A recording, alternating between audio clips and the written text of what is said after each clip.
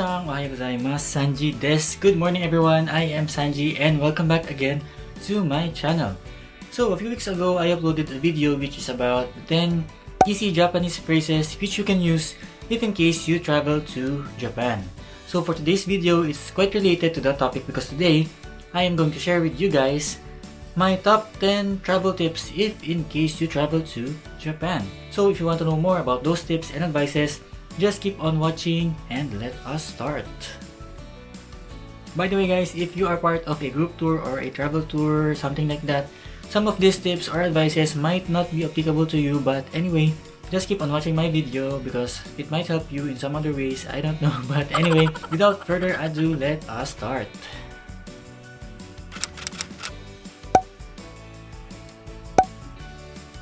So tip number 1 would be get an IC card or a train card. So here in Japan, you will find different types of train cards or IC cards, and the most common would be these two. This one is a Pasmo and this one is Suica. Basically, these cards are just the same. The only difference is the company that produced these cards. This one is Pasmo and this one is Suica. And also, this one, Suica, you can install it on your phone. If I'm not mistaken, if your phone is an iPhone 8 or anything higher than iPhone 8, you can install this on your iPhone. While this one, Pasmo, you cannot install it on your phone. But basically, they are just the same.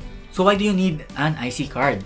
It's because if you don't have an IC card, every time that you need to ride a train, you need to buy a ticket, and it's very time consuming, it's very hassle. So whenever you go to the station, you need to ride a train, you will go to the ticket machine, look for the station where you're going, the price, and then buy a ticket with that price. And then if you need to transfer trains, you also need to buy a ticket again, and it's very time consuming, especially if the train station is very crowded during the rush hour. So it's not advisable to buy a ticket every time.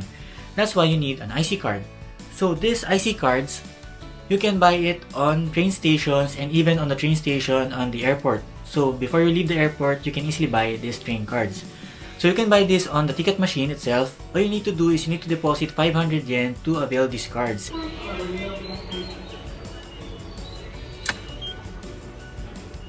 And then you are just going to reload or recharge these cards with a certain amount of money that you want. Like for example, 5,000 yen, 6,000 yen. And I think the maximum amount that you can put on these cards is 20,000 yen, I think.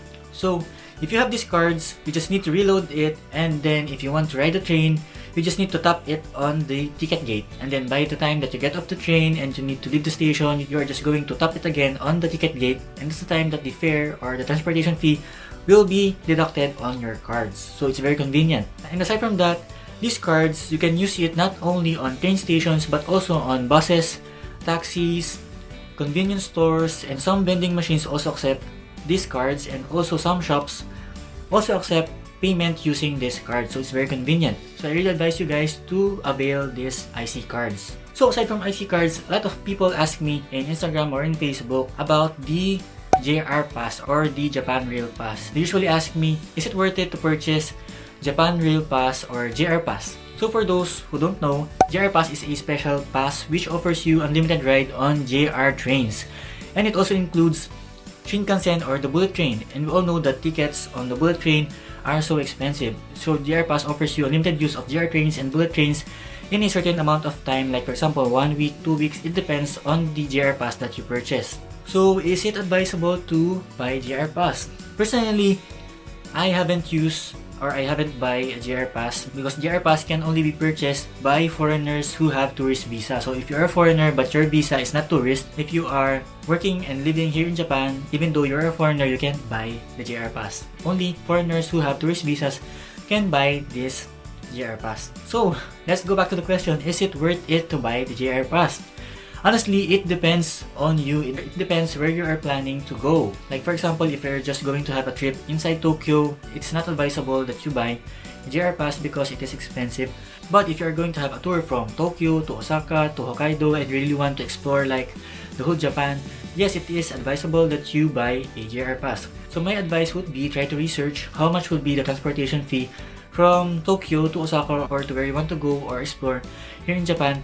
So that way you will be able to compare the prices if you will save money if you buy JR Pass or not. And by the way, the prices of JR Pass are this. So it depends on how long you could use the JR Pass. If it's 1 week, 2 weeks. So make sure to check out the price first before you purchase the JR Pass.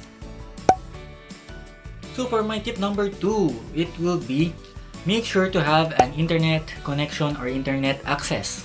So guys, honestly, if you think of Japan, the first thing that will come to your mind is of course it's high technology, advanced, something like that. So you might think that Japan has Wi-Fi everywhere. But the sad thing is, it's not the reality. There are some places here in Japan which has no Wi-Fi.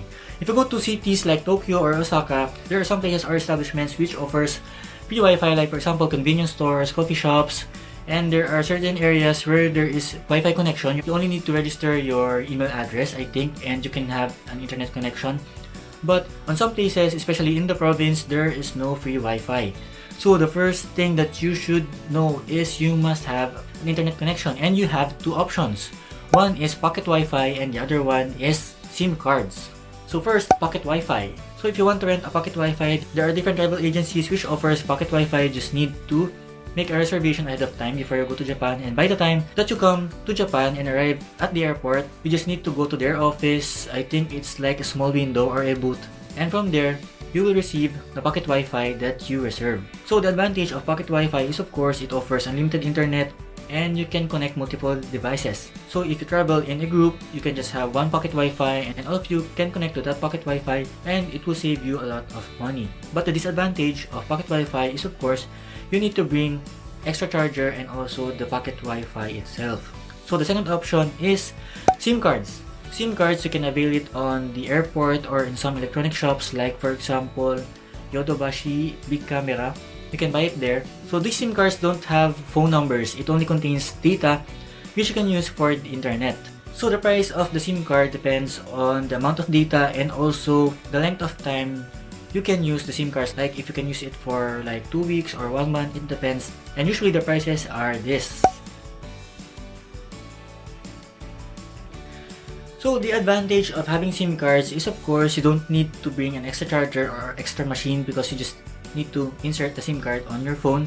But the disadvantage of SIM card is of course it has data limit. So it really depends on you if you want a Pocket Wi-Fi or a SIM card, but make sure to have an internet connection. So tip number 3 is try to learn some Japanese phrases. So I already made a video about those Japanese phrases. So make sure to check that video and try to learn and memorize some Japanese phrases which you can use if you travel to Japan. Those Japanese phrases would really help you a lot if you travel to Japan, and also Japanese people would really appreciate if you, a foreigner, would try to speak Japanese, like a simple arigato or a simple sumimasen. They would really appreciate that. And I also think that it's really exciting to speak Japanese in Japan. You can add it on your bucket list. Try to speak Japanese in Japan. It's very exciting, and there's no other best place where you can try speaking Japanese other than of course Japan. So try to learn some easy Japanese phrases. So for number 4, we have use Google Maps. So if you go to a train station in Japan and you see the map of the trains, you will be overwhelmed and shocked because it looks very complicated. So in my opinion, based on my experience, I don't rely or look on that train map because it's very confusing. I don't even know how to use it. So my advice is use Google Map instead. Actually, there are also other mobile applications for trains here in Japan, but I prefer using the Google Map. So you just need to type the place where you're going and different options will appear. So you can choose if you want to go there via taxi, you want to walk, or you want to go there via train or bus. So it depends on you, and Google Map will show you the best way to go to that place. So Google Map is very helpful because it will also show you the station where you need to go, even the platform number where you need to wait for the train, and also it will show you the exact time when the train will come or what time you're going to arrive in this or that station. So it's very accurate. And also if there is a delay on the trains, Google Map will also tell you if there is a delay. So Google Map is very helpful. You just need to have an internet connection and you can use the Google Map. So for tip number 5, it is always bring cash everywhere. So what people don't know is Japan is a cash basis country, so some shops don't accept credit cards. If you go to city like Tokyo or Osaka, I think there's no problem, but if you go to province, some shops do not accept credit cards. So make sure to always bring cash with you. And guys, you don't need to worry that much if you bring a large amount of cash in your pocket or in your bag, because Japan is a very safe country, so you don't have to be scared or worried that your bag or your money might be stolen, because here in Japan, it is a very safe country. So always bring cash with you.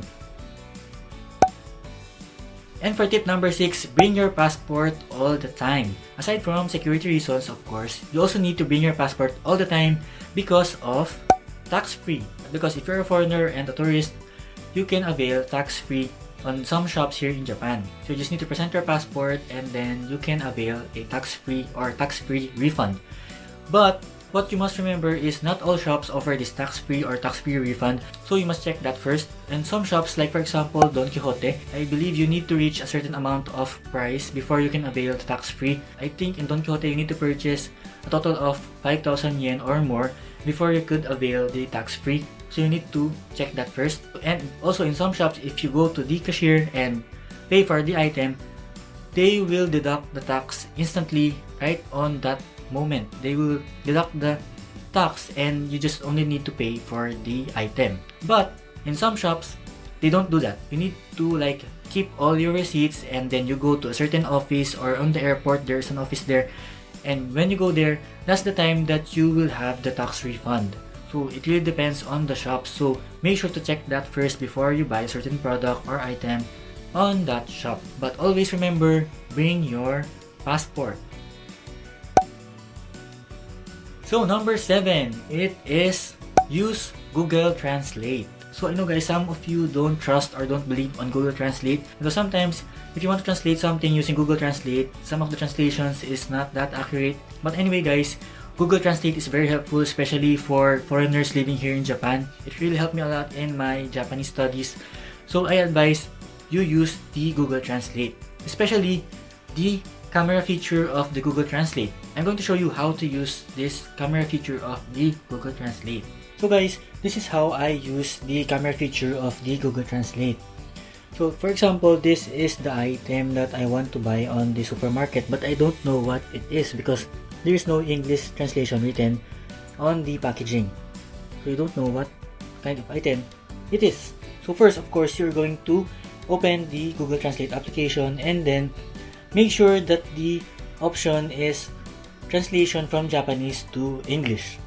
So once you already check that, click the camera icon. So once you click the camera icon, the application will connect to your phone's camera. So what you'll do is, you just need to take a photo of this item, and Google Translate will look for the Japanese words in the photo. Like for example, these words. So you're just going to click or highlight the words that you want to be translated. Like for example, this part, it says Ebara, which is the brand of this product. And then on this part, if you highlight this, it says grilled meat sauce or yakiniku no tare. And then on this part, if you highlight this, it says soy sauce flavor. So through this Google Translate, you will be able to translate the Japanese words instantly. You just need to have internet connection. So guys, here in Japan, some products don't have English translations or English labels. That's why Google Translate will really help you a lot to translate those items. So remember, use Google Translate. So for tip number 8, wear comfortable shoes. Why? Because here in Japan, you are going to walk and walk and walk a lot. That's why you need to wear comfortable shoes. From the Airbnb or the hotel, you need to walk up to the train station, and from the train station, again, you need to walk up to the place or the destination where you're going. And when you stroll around the different tourist spots here in Japan, you are also going to walk for long hours. So my advice is, of course, wear comfortable shoes. But guys, if you're traveling, I know that you have the perfect OOTD or the perfect shoes for your OOTD, and I don't want you to sacrifice that. So I'm not saying that you should not wear the shoes that you want. You can still wear that, but be prepared to walk for long hours and prepare your feet. And guys, another tip is, if you're gonna go shopping for clothes, I advise that you wear shoes that you can easily take off and wear, because here in Japan, some boutiques, not all, but some boutiques or shops you need to take off your shoes before you could enter the fitting room or the actual cubicle or the fitting room. You need to take off your shoes first and leave it outside the actual cubicle or the fitting room. So my advice is, of course, wear shoes that you can easily take off and wear. So if you want to wear those high leather boots, especially during autumn, be prepared to the struggle of taking off and wearing your shoes again. So that's it. For tip number 9, Japanese convenience stores. So Japanese convenience stores offer different types of products and foods. So if you are in a hurry, you can just go to the convenience store, buy a bento or onigiri, and the foods in convenience stores are very decent, very delicious, and it's not that expensive. So my advice is try to check out the convenience stores. It will save you money and also time. And aside from that, you can also buy other products in convenience stores, like for example heat packs, toiletries, and different items. And also convenience stores have ATM machines, and also convenience stores have a machine where you can buy tickets from theme parks like Disneyland or Disney Sea. So instead of buying tickets on Disneyland or Disney Sea on the actual day, so I advise that you buy those tickets in advance in a Japanese convenience store, and it will really help you a lot and save time. By the way guys, I have a separate video about foods that you can find in a Japanese convenience store, so make sure to check that out so you will have an idea what are the foods that you can find in a Japanese convenience store. And for my 10th and last tip, of course, it would be make sure to try things or activities that you can only find here in Japan. Of course, you're in Japan, so make the most out of it. You can try different things, like for example, you can try to wear a kimono. You can find different kimono rental shops here in Japan, like in Asakusa. You can rent a kimono for a day and try to explore Asakusa or Tokyo area wearing the kimono. And you can also try authentic Japanese foods, like for example sushi, ramen, teppanyaki, yakiniku, and what else? In Akihabara, you can visit a maid cafe in Akihabara. And also Japanese onsens or hot spring. Of course, Japanese people love onsen. They have this culture like 1,000 years ago, so make sure to try Japanese onsen and also other things which are exclusive here in Japan. So guys, that's it. Those are my top 10 tips if you travel to Japan. So I hope you like and learned a lot in this video, and if you have comments or questions, feel free to leave a comment on the comment section, and I will be very happy to read all your comments and to answer your concerns and questions and help you if in case you travel to Japan. So thank you so much for watching. See you on my next video, and I hope to see you around here in Tokyo. So guys, see you in Japan. See you on my next vlog. Ja, mata na.